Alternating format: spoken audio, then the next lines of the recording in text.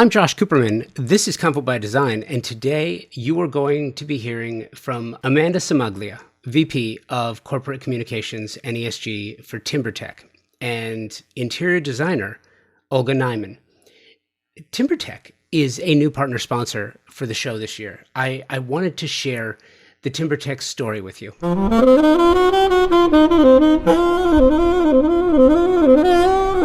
More on that, really.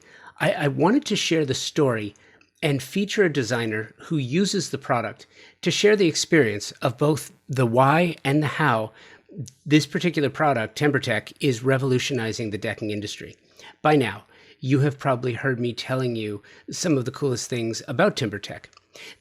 We're going deeper with this. This is an in-depth look and both the why and the how. You're going to love this. Enjoy. I consider myself so incredibly fortunate to be working with some of the amazing partners and sponsors on Convo by Design. ThermaSol, the presenting sponsor of Convo by Design. I've been working with this amazing group of people for over 4 years, and it's really amazing. I was recently out at the Round Rock, Texas facilities for the 65th annual celebration and had a chance to sit down with Mitch Altman, third generation president and CEO of the company. I also had a chance to sit down with Murray Altman, who's the second generation CEO and president of the company. And I am telling you, what makes ThermaSol so special is the people and the technology and the manner in which they approach the business. If you're a designer and you aren't adding steam and sauna to a luxury bathroom, can you really call it luxury? They've been the industry leader in steam bath equipment and technology since 1958. They have an in-house engineering team that constantly and consistently works to better the product. They don't, as you will hear, I had a chance to interview Mitch again for the show. The last time he was on was episode 271. So it was definitely time for him and I to catch up again. And he told the story of how the company was founded and started. Every steam generator is hand inspected before it leaves the factory. I don't know of another company that does that. They put such pride into the product and the workmanship and the craftsmanship of the product that when you go into your steam shower, it is going to deliver precise, reliable results every single time. And that's what you can count on with ThermaSol. And there's a lifetime warranty to back it up. So there's no risk, only reward.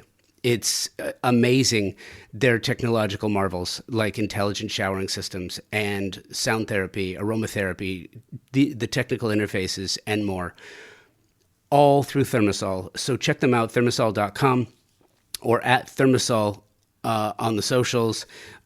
Check the show notes for links to the website, or if you have a question about the product, email me and I will tell you what I think. convobydesign@outlook.com. And it's interesting too, because we're recording this in the beginning of December, but it's going to air around February, March 2024. And right about now, when you're hearing this, you're thinking about your deck and you're thinking about all your exterior projects. And so I'm thrilled to have Amanda and Olga. I'm thrilled to have you join me on the show. Do me a favor. Okay, so Amanda, you're with TimberTech, and Olga, you're a designer. And I love these conversations. It's funny because this has turned into more of a panel than a conversation. So I love it. It's great. Amanda, I'm going to start with you. Tell me your story. How did you wind up with TimberTech? How did you wind up here? Yes. And first of all, thanks for having me. I'm so excited to join you and be here alongside Olga here today. So a little bit of background about me. I've spent my career in corporate communications and investor relations, recently helping companies prepare to go public and formalizing their communication strategy and their sustainability and ESG strategy. And so I had the opportunity to help with AZEK's IPO, so the AZEK company, complete completed its IPO in June of 2020. And as I was, in my consulting and advisory career and helping a lot of different companies think about not just their financial performance, but the impacts that they're having on their employees, on their suppliers, on their customers, and how they engage with those customers, and thinking about the positive impacts that they can pursue as a company, AZEK was by far my most favorite company, and I knew that I wanted to be part of the AZEK company's future. They take millions and hundreds of millions of pounds of otherwise landfill-bound trash and turn it into beautiful outdoor living products like composite decking and railing, trim, siding. And so it has just been such an incredible journey for me to work for a company that's so aligned with my values, and my commitment to living a sustainable lifestyle and being aligned with a company who's really thinking about the full circle of its impacts. I love it. And Olga, so you were a designer. Where are you based? How did you get started? I'm based in the Hudson Valley, an hour outside of New York City. I see myself as a city person. I lived in New York City my whole entire adult life since I was like 20 years, like graduated college, moved right into the city, and recently moved out prior to COVID. So I started out in editorial, actually. I was an assistant editor and worked my way up at House Beautiful. I worked at Domino magazine extensively. I was one of their main stylists in the first iteration of Domino magazine, and was a freelance stylist and set designer. I got a master's degree in theater design, so I have a lot of like experience in how to like create like the theater or give yourself an experience in your life, because I was used to like taking the audience through an experience. And on a personal level, which so informs my work, is that my parents are both psychiatrists. So I grew up in a very kind of therapeutic environment. And that is really what mother's milk to me. And I've been on a personal spiritual journey for like 20 years, working with plant medicine and meditation and all the Kabbalah and all kinds of modalities in order to do a lot of healing of myself and generational healing and working with the body. So that really informs my design work. So I call myself a spatial alchemist because I really help my clients understand their deeper desires and how we use our home to like thicken those desires that are in their mind into matter, into the environment that they're marinating in. So I really love to work very deeply with my clients and bring the style in, definitely, but bring in a lot of depth and meaning as well as beauty.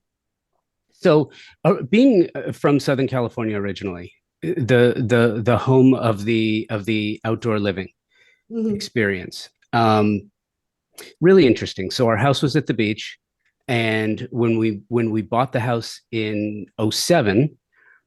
First thing we did was every available bit of outdoor space, put in decking, right? Put in wood decking. And then being at the beach, Southern California, sun, salt water, refinishing the deck every year. And then after 3 or 4 years, having to start flipping boards and then going through the process over and over again, I learned a lot about the nature of wood. So then moving to Tulsa, Oklahoma, and really starting to work with seasonality. Look, I'm from LA. Like, we don't have seasons. But Tulsa, it can go from 100 degrees at 80% humidity down to the winter, 5 degrees and 5% humidity. That wreaks havoc on wood. Absolute havoc. So now we're talking about a product that is multifunctional, and it's a multi-hyphenate product. It really is. And I love this.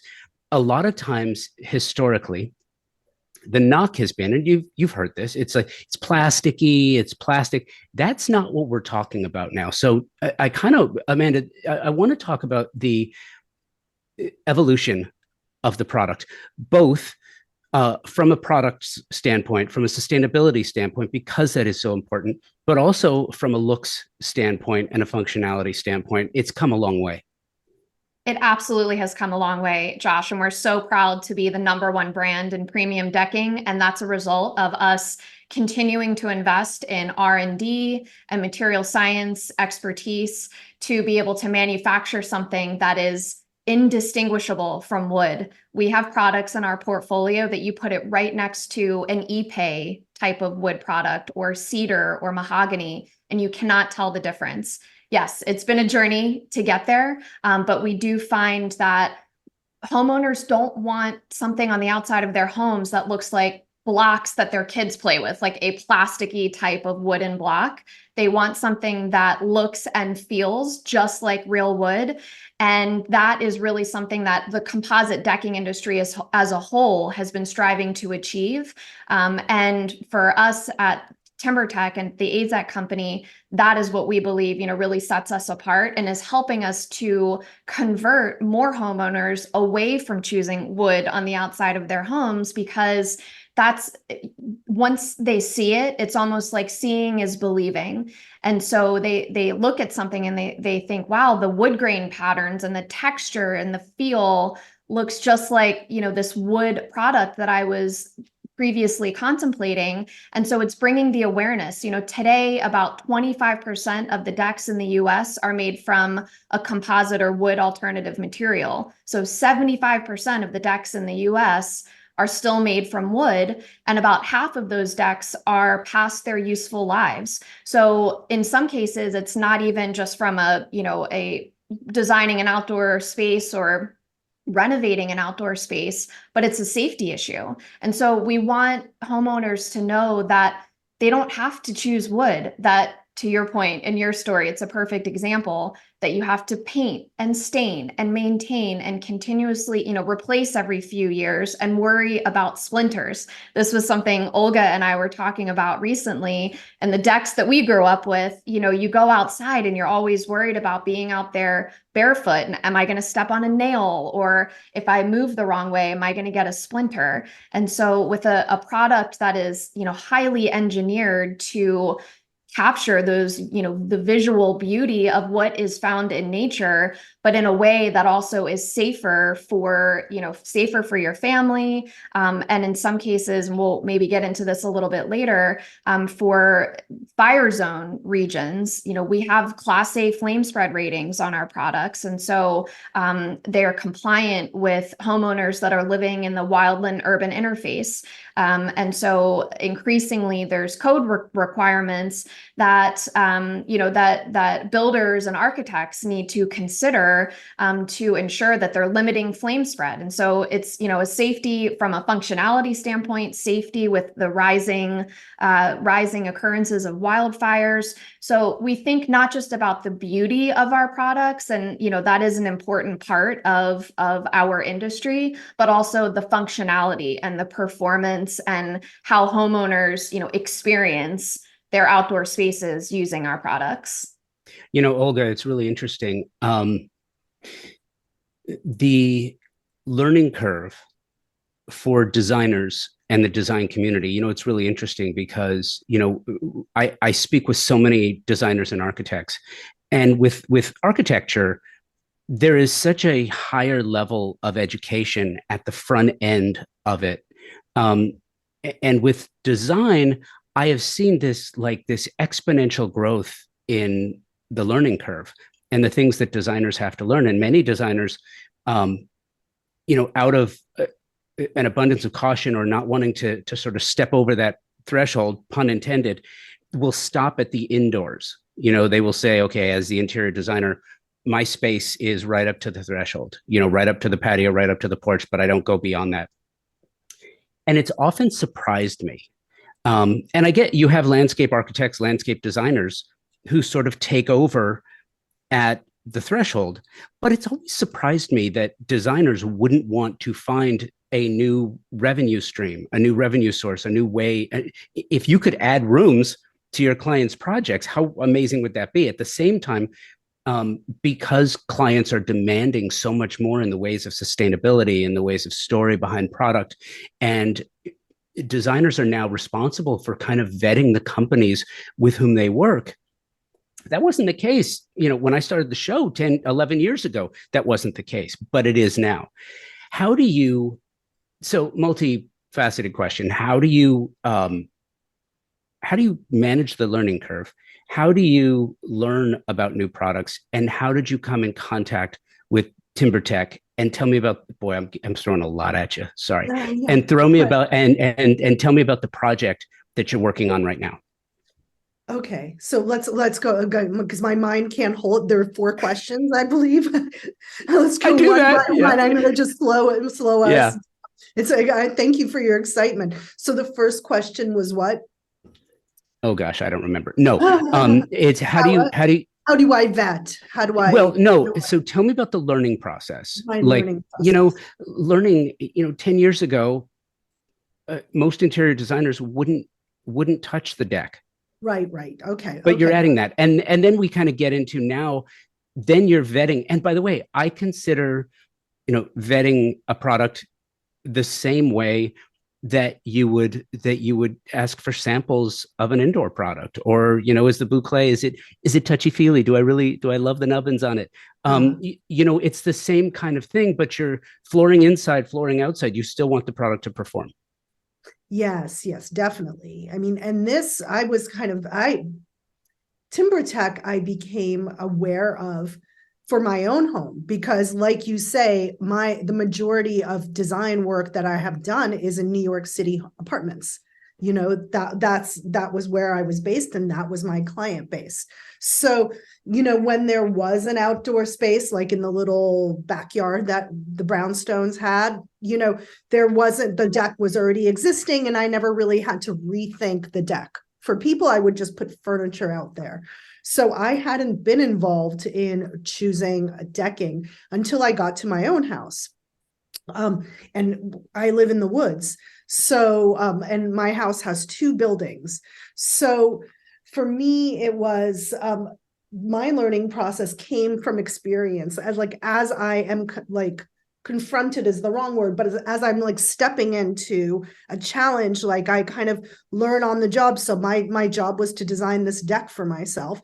And I started looking at all the woods, and I started asking people I respected, and I've been in the industry for a while. So I asked my dear friend, Lindsay Taylor, who's a garden designer. And I just found out about TimberTech through a friend, Katie Brockman, who I've known also in the industry. She was like, you should check this out, because I was telling her about my project. Check out TimberTech. And I went back and forth for a while. It wasn't like an immediate, oh, yes, I'm going to do this. I was like, well, what about wood? I'm a very somatic person. I tend to always go for the natural material. Right. And so I thought, I was wondering for a while, which way do I go? Do I go to the real wood, or do I go to this amazing product but it's not real wood? And I had that in my head. That was kind of my space.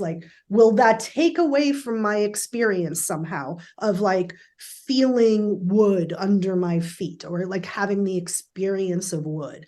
I spoke to several people, but the person that made that decision for me was Lindsay Taylor, who's also sustainable. She's a garden designer.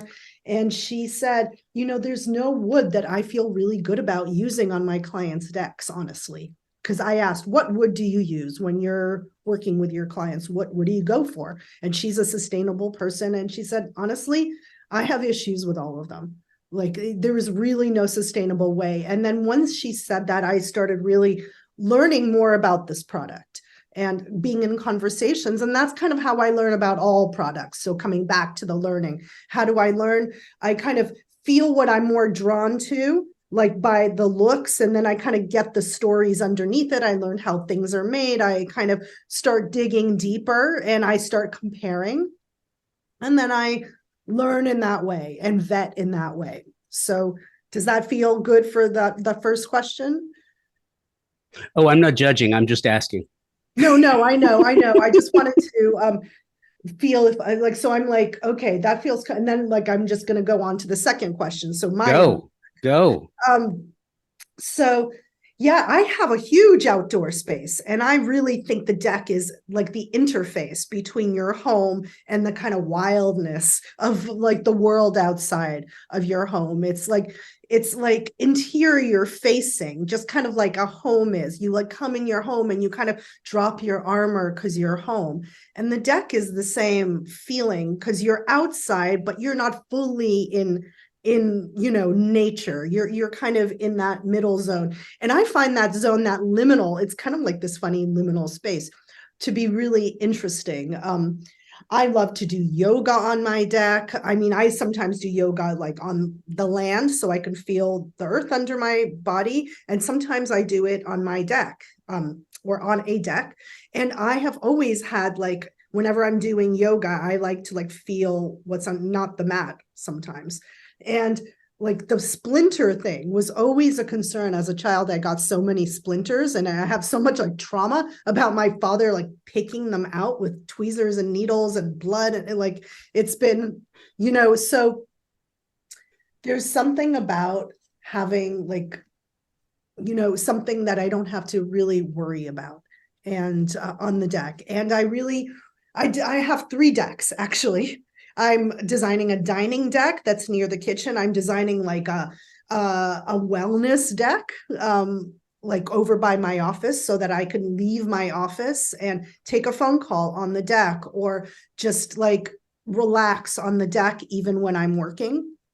So I have that, and then I have this like kind of corridor deck that's around the house itself that adds to the architecture. So it was 3 different spaces that I was thinking. You are listening to my conversation with Amanda Cimaglia, VP of Corporate Communications and ESG for TimberTech, and Olga Nyman, a designer, a fantastic designer, who is sharing her experience with TimberTech.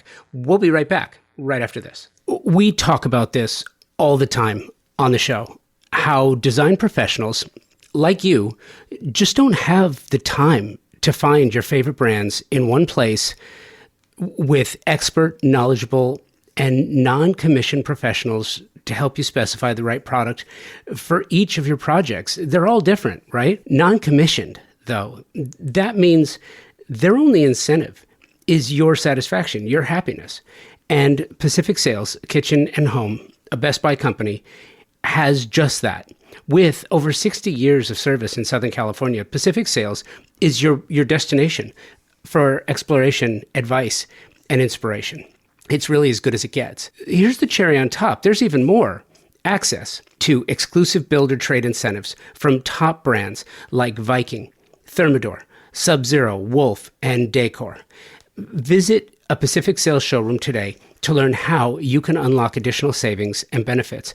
They're going to help you manifest your projects and make it a reality. Check them out. Pacific Sales, Kitchen and Home, where excellence meets expertise. Man, I love this. I have a new sponsor partner on the show that I want to introduce you to if you're not already familiar with them.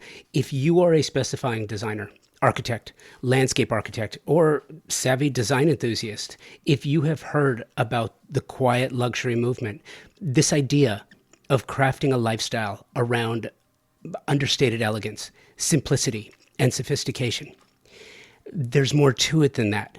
And I will add uncomplicated living. Isn't that what we all strive for? I am extremely happy. I'm really thrilled to share a company that embodies all of this, utilizing proprietary technology and a focus on sustainability in their stunningly beautiful products. It's TimberTech. TimberTech is the premium decking company delivering multi-tonal, color blending, and natural wood textures in a product that is virtually indistinguishable from a natural wood product. What does this mean? It means it's everything wood should be. A beautiful look that blends seamlessly with a well-designed space, providing years of enjoyment and performs the way you want it to. No splintering, fading, peeling, cracking, or rotting. I had a wood deck at our Manhattan Beach home, and I gotta tell you, it was exasperating every year doing the random board flip, taking out nails, resetting them, restaining them. It was a complete pain. It was complicated, and I didn't look forward to it. I wish I had TimberTech, because TimberTech is not only uncomplicated, it's beautiful. It comes in over 20 finish options and 9 collections, and 85% of the material is recycled. This is premium decking for your next project. Learn more and specify it for your next design project. TimberTech on the socials or timbertech.com, where you can find a retailer near you, as well as a number of tools to create, design, order samples, and get the expert help you may need. TimberTech is uncomplicated luxury and performs. It's your choice for your next deck project. It's so funny because I think anyone of a certain age these days has PTSD, the pediatric traumatic splinter disorder, where you're running around on the deck and it's like, oh, or you hit the nail that popped up, or but so Amanda, getting into the science of this a little bit, and not to delve into the proprietary nature of what it is and percentages and products, but what are, when it comes to sustainable design and picking plastic out of dumps, I mean, but that's kind of a crude way of putting it, but essentially, this is not a new idea. This has been decades of perfecting, going back to the days where you would have, an artificial material that, or not a natural material, that would sag off the beams, or, if it got a little too hot, it would melt, or if it got too cold, there would be other ramifications. I don't think that we have to deal with those issues like that anymore, do we? And that's exactly why we've invested so much in R&D and material science and accelerated weather testing and bending and putting our boards through rigorous testing for various climates and weatherability, because 99% of our sales are here in the US. And it's not just in one particular segment of the US. We sell in every state in the US. And so we want to ensure that we're manufacturing something and selling a product that can withstand the various elements that it'll face, in some cases over its 50-year lifespan. So it's not something that we don't want to sell something that homeowners are going to have to replace after 5 or 7 years, like you would have to replace for a wooden deck.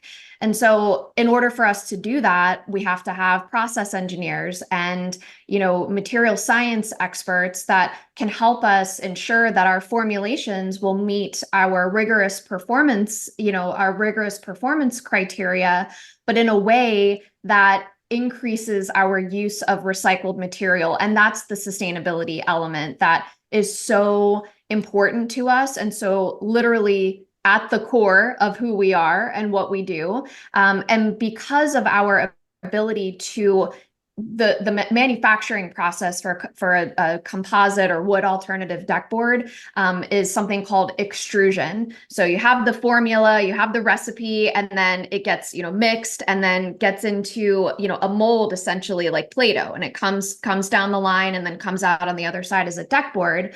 But in the process, it gets capped with a protective layer. So because of our ability to cap the material, we can consume and use all of those hundreds of millions of pounds of recycled material in the core of our deck boards, because we're able to put a performance layer, very, very thin cap on the exterior that helps to ensure the beauty and the longevity of our products.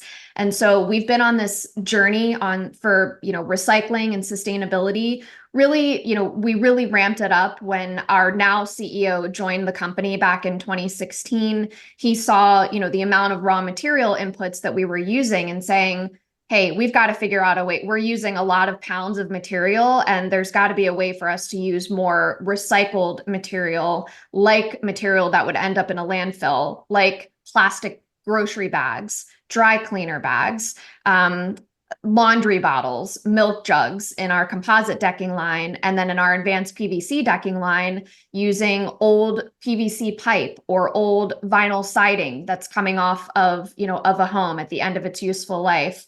And, even decking scrap cutoffs from a job site. We've even implemented our own full circle recycling program where we can take, we can take those scraps that otherwise would have been, the contractor would have sent to a landfill and had to pay disposal fees. We have a recycling program in place where we can, capture that material, bring it back. We're vertically integrated, which means we have our own recycling capabilities to process that material to turn it into, a usable material input into our formulation. And we've been working, for the last several years to increase the amount of recycled content. So our advanced PVC decking, TimberTech decking currently has about a little over 60% recycled material, up from about 40% recycled material just a couple of years ago. And we're continuing to push the envelope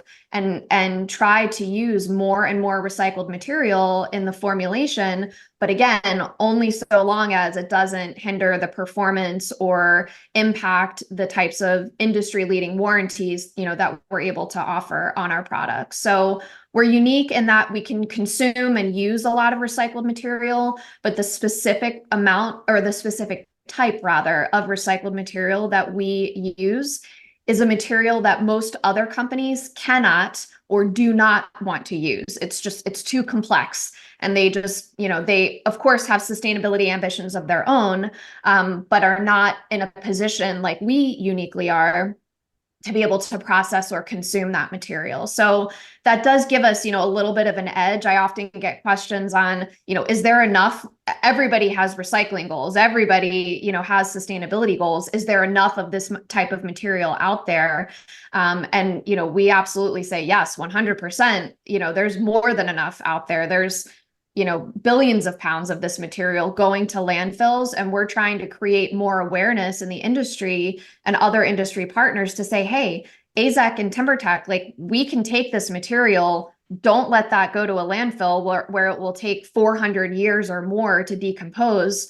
Let us take it, use it to manufacture our products, and then, give homeowners something that's beautiful, lasts a lifetime, and is more sustainable. According to our life cycle assessment studies, it's more sustainable than wood, which is oftentimes, again, it's something else that some people say, wow, a engineered wood, that's not naturally occurring in the environment, that's more sustainable. And it is because of our sustainable manufacturing operations, because of the sheer magnitude of recycled material that we're using over the life cycle. And you don't have to replace it like you have to replace a traditional wooden deck. It is more sustainable with a lower carbon footprint than a pressure treated wood like pine or ipe, which has ipe is one of the most harmful wood products to the environment because of where it's harvested and harvesting practices and transporting that to the US. And we've continued to expand our portfolio to have products that look just like ipe, whether it's brand new with that kind of warm brown tone, or if it's that weathered ipe look that's got that more gray kind of boardwalk, plank type of color. We have beautiful options within our portfolio that look just as beautiful and have a tenth of the carbon footprint or environmental impact of something like ipe. Just as a follow-up, talk to me about the color penetration in the composition, the grain in the composition. Does the product run all the way through? You had mentioned a core versus what I guess would be a veneer. Talk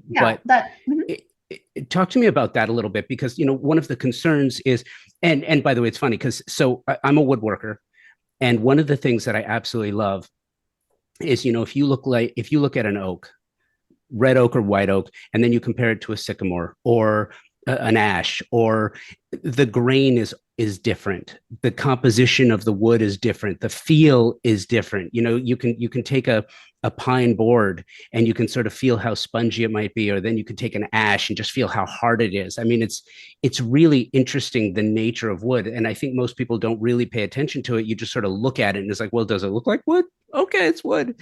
But in this case, one of the knocks on the product over years has been, the grain is repeating too often, or the interior doesn't hold the color penetration.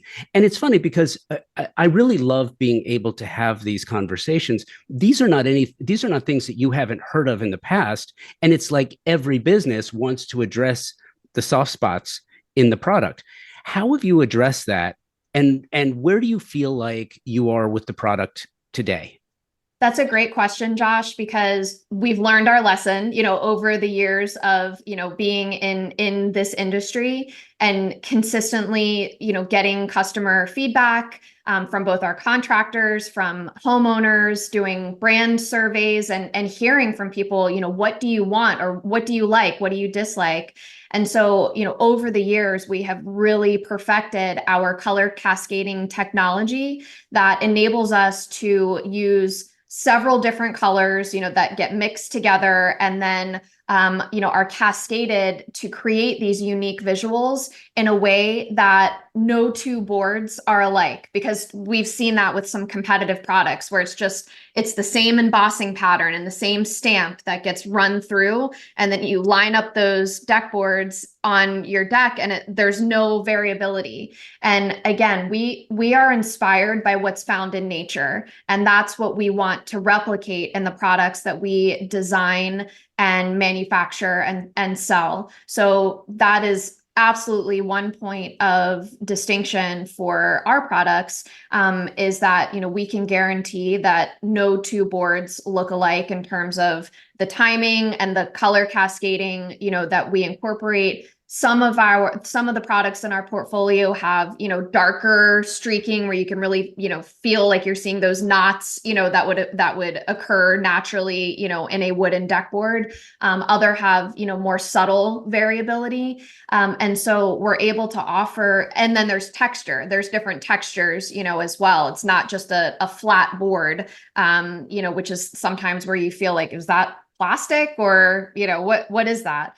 So there's different types of color cascading, different types of textures, all inspired by nature and what we want to be, replicable of what people would traditionally find in nature and say, hey, okay, great. Instead of using wood, here's something that looks, just like it, from, how they're, you slice a traditional, log and make, regular pressure treated wood decking from that. Like, we want to be able to mimic that in an engineered environment, so that, again, it's another point of engagement with our customers to say, hey, you don't have to choose wood. There's another option out there. Olga, here's another multi-pronged question for you, but this is an easy one. What did you specify for your project? And with whom did you work to have it produced? So my husband is actually he's a self-taught architect and builder and GC. We decided to kind of do it ourselves at the beginning of COVID, when we couldn't get anyone to design our house because everyone was too busy, and we had this house that we needed to completely gut and renovate and expand. So he kind of, in the quiet days of COVID, just taught himself the programs, and then we kind of tinkered and came up with something that's actually quite amazing. I was surprised to see, because it was both of our first times designing a deck and designing the outdoors, outdoor spaces. So we worked together, and then once we kind of got the design, we're working with a decking contractor to build it. But the design is pretty much ours, based on how we anticipate using the space. I mean, I see kind of the design comes out of body choreography for me from my theater background. Like I kind of am imagining how I would move across the decks, where I would want to be, how I would use them, the experience I want to give myself as a theater designer. That's kind of the lens through which I see it. And then we created the platforms. There's multi-platforms, but big enough so it doesn't get too complicated where you're not like on small spaces, where there's an expanse and the relationship to the trees and the view has a specific significance for us.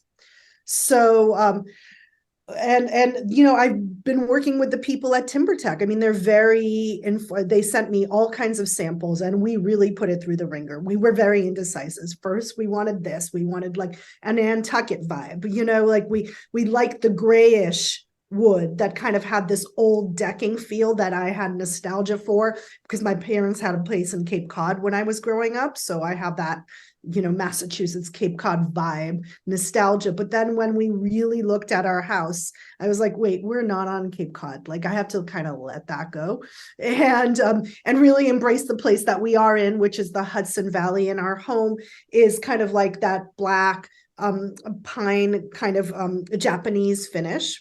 I keep forgetting the Japanese word for it, shibori, or I keep forgetting that word. But I chose a deck that was like a dark brown, so it wouldn't be this contrast with the exterior of the home, but it would also meld into the barks of the bark of the trees that are around the deck, and it would just feel like a whole rather than like a tension of opposites between the dark black exterior of the home and the kind of Nantucket-y vibe, which kind of I was nostalgically drawn to. So it's more of a walnut color is what I chose. And just out of curiosity, so is the project completed? No, Are any levels of the project completed? The home is, I mean, the majority where we've sheetrocked inside the home, the interiors are completed, but the deck, the footing of the deck is already in. We're waiting for the materials to arrive. So I haven't gotten to like physically be on it, but I could see the relationships already to the home, which is those structures are completed. So I'm just imagining them in my mind at this point.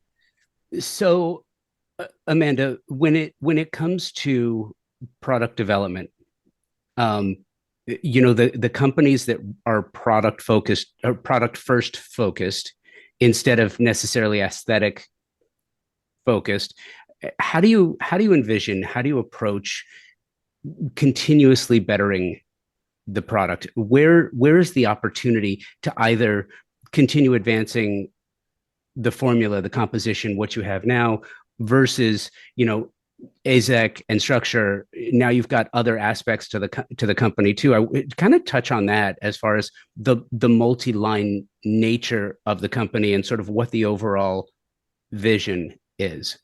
Yes, it's another great question, Josh. And I think that's something, you know, even outside of TimberTech, we've continued to expand our portfolio of wood alternative products found for the outside of the home, whether that's railing or trim, specialty siding that's offered by our AZEK Exteriors business, board and batten types of siding, or we just launched a pre-finished siding product that can be color, you know, it can be, we have our Paint Pro technology on there, and using specific paints, you can, you know, create any paint color that is matching the aesthetic design and style for the outside of the house. And then one of our most recent acquisitions was a company called Structure that makes aluminum smart pergolas with louvers, and it's very customizable. It's an absolutely stunning product to really create that full outdoor space, because sometimes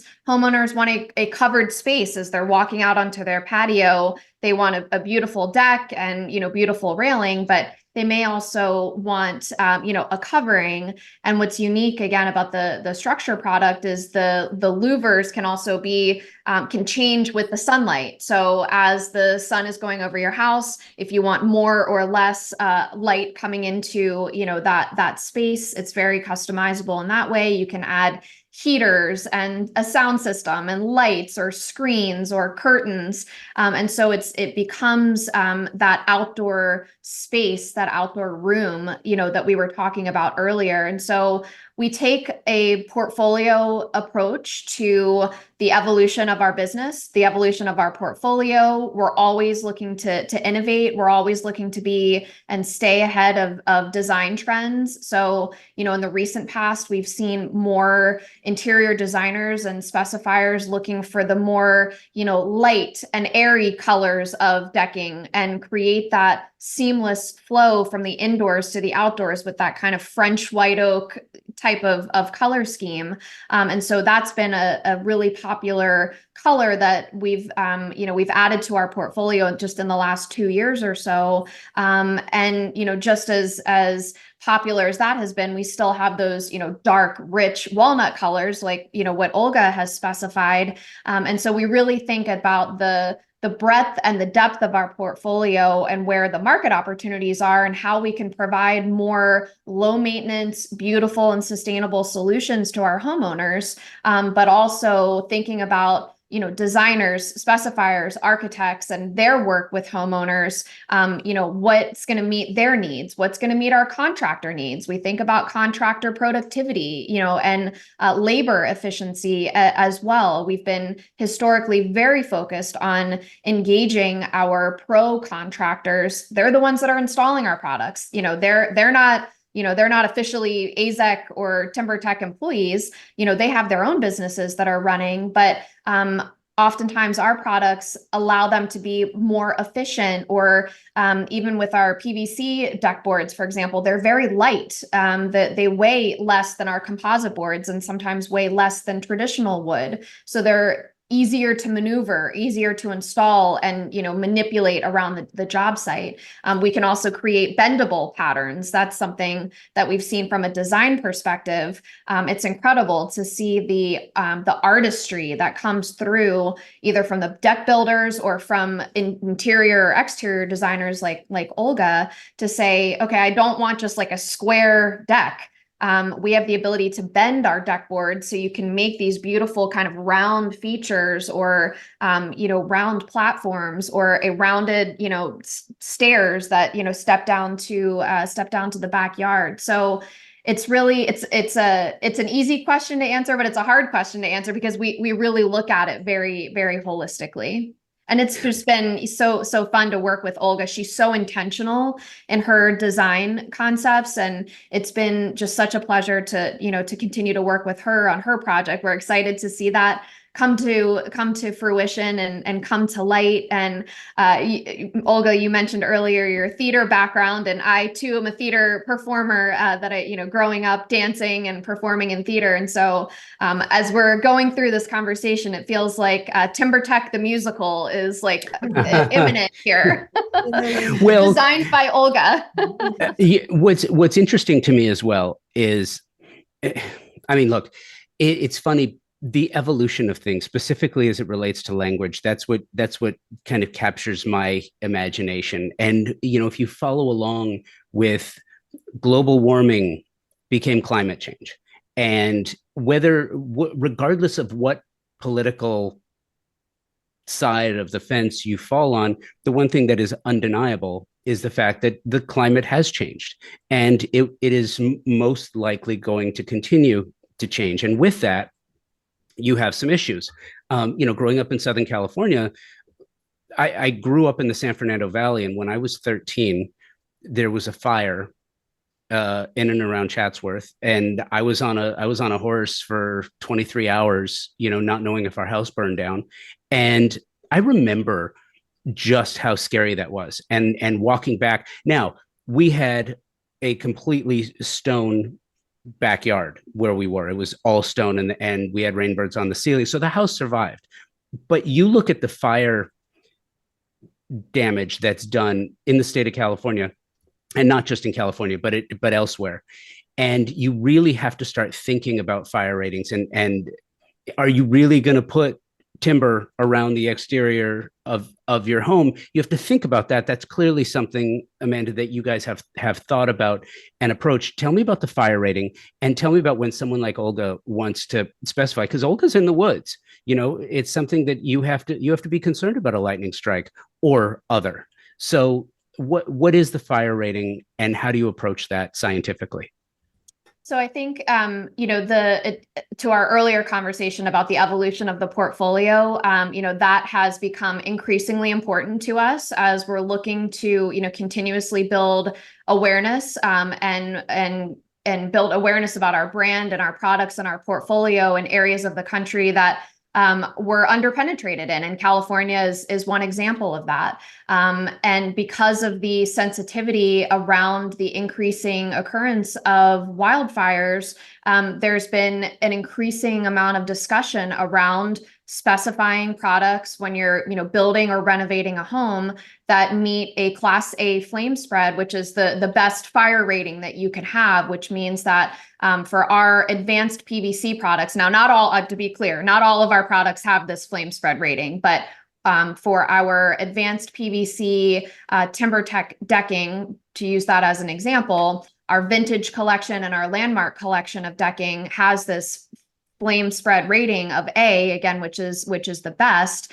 And so if it were to ignite, as soon as the flame is taken away, it self-extinguishes and it does not spread flame to other areas of the deck. There's some incredible videos online that you look at, a deck board like TimberTech in a very controlled environment, putting a flame to it, and then having a wooden deck right next to it that just engulfs in flames almost immediately. And you also think about, traditional decking and the stains, or epay decking with the oiling. I mean, talk about immediate combustion of a fire approaching your home. It's like being a tinderbox with traditional wood. And so the characteristics of PVC as, the material that is what we used, a combination of virgin material and recycled material, that is what enables us to achieve that Class A flame spread rating and wildland urban interface compliance, where there's areas like in California and in Austin, Texas, and Colorado that are mandating, again, not just the Class A flame spread, but are they WUI compliant? And so we have that decking solution. And just about 2 months ago, we launched an aluminum framing or substructure solution that enables us to have, a whole solution for the outside of the home, because traditionally decks, even if it has TimberTech decking on top, most of the decks are made with a substructure that is pressure treated wood. So now we have the opportunity to offer both a deck board that has a Class A, flame spread, and then, an aluminum substructure that's, not made from wood, to be able to further protect homes from, if they're in a fire-prone region in the U.S., which I think 39% of homes in the U.S. are in the wildland urban interface. It's an incredible percentage. So with fires on the rise, and it's just, oh gosh, and just hearing your story from California, like that's so prevalent there. I can't even imagine. That's not something, I've experienced. I live in the mid-Atlantic on the East Coast, and I have not experienced, fires like that. And so to be able to offer something that's giving homeowners, peace of mind, in that type of situation, if they were to, God forbid, ever face that type of situation, we do find that those conversations are increasingly on the rise. Yeah. Yeah, I bet. Olga, when's the project due for completion? Late spring, or kind of May, I would say, of 2023, April, May. I mean, the deck will be built sooner, but when I say the project, I kind of think of like with the decor and the furniture and the vibe and all of it. Well, when the deck is done, definitely send us pictures. I would love to see it. And Yeah. I'll add it to the show notes of this when it comes out. Olga, Amanda, this was amazing. I really enjoyed the conversation. Thank you. Thank you. Thank you, Josh. Design Hardware's newly remodeled showroom is where you will find a gallery-style space with a thoughtful display of products, purposefully positioned to allow unbridled exploration and discovery. High-end faucets, luxury tile, natural stone, wood floors, and bespoke hardware selections are presented in a holistic manner, strategically arranged to stimulate creativity and transition your vision from the conceptual stage to a fully realized space. Conveniently located, free parking available. Stop by to find your inspiration. Collect samples, get expert advice, and tackle everything on your shopping list all in one place. Visit them online at designhardware.com or in the real world, 6053 West 3rd Street in Los Angeles. Thank you, Amanda. Thank you, Olga, for coming on the podcast. I really do love these conversations. I love sharing them with you. Please continue to email me with your guest suggestions and show suggestions. I love them. I really do. I love hearing about them. convobydesign@outlook.com and reach out via Instagram at convobydesign with an X. Thank you to my Convo by Design sponsor partners, Thermosol, TimberTech, Design Hardware, and Pacific Sales. For more information about the links to these incredible companies and to learn more about their products, as well as their designer programming and programs, check the show notes. For more stories like these from the design community, please make sure you are subscribing to the podcast so you receive new episodes automatically when they're published. That way, you never miss an episode. Convo by Design is available everywhere you find your favorite podcasts, but you knew that. So thanks for listening, and until next week, be well, and take today first.